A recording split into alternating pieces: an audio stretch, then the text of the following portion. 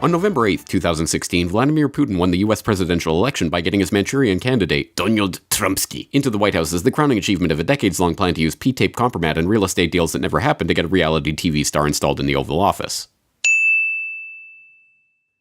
12D chess master Putin then used that mind control puppet to increase sanctions on Russia, expel dozens of Russian diplomats, sell arms to Ukraine, withdraw from the INF Treaty, build up NATO troops on the Russian border, stage a coup in Venezuela, and generally make life worse for Russia as part of his grand scheme to enable the rise of a new Russian empire.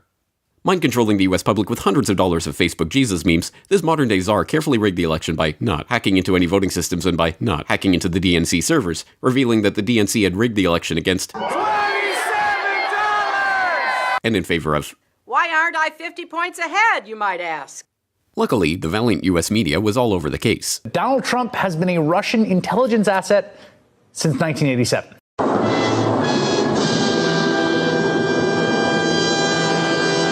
The intelligence agencies knew what to do. You take on the intelligence community, they have 6 ways from Sunday at getting back at you.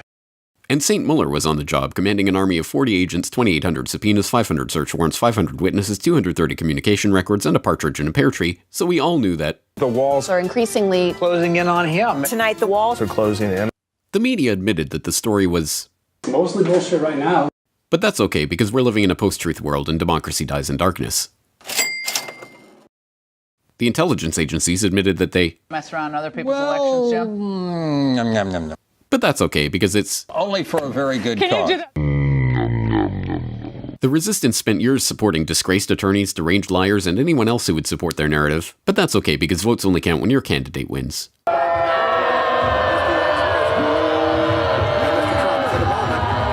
And after 2 years of investigation, Mueller delivered a report that brought some troubling news.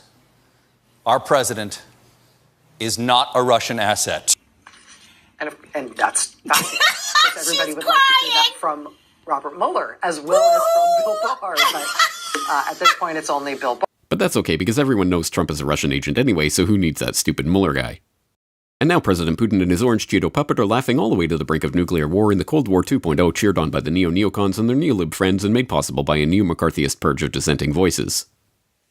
This is the official story of Russiagate, as brought to you by the MSM that delivered the hard truths on Baghdad has failed to disarm its weapons of mass destruction. And rape that's being assisted, he said, by the distribution of Viagra. And what if it was something fully that we don't really understand? A lot of people have been asking about that, about black holes. If you doubt any part of this story, you are a no-good, dirty, treasonous, alt-right Russian bot troll who deserves to be censored from the internet forever. If you love truth, sunshine, ice cream, rainbows, kitty cats, and the 4th of July, then you will never question any part of this story. Ever. This message has been brought to you by the Friends of the DNC, MSNBS, the Rachel Maddow Retirement Fund, Clinton for 2020, and the CIA. And remember, ignorance is strength.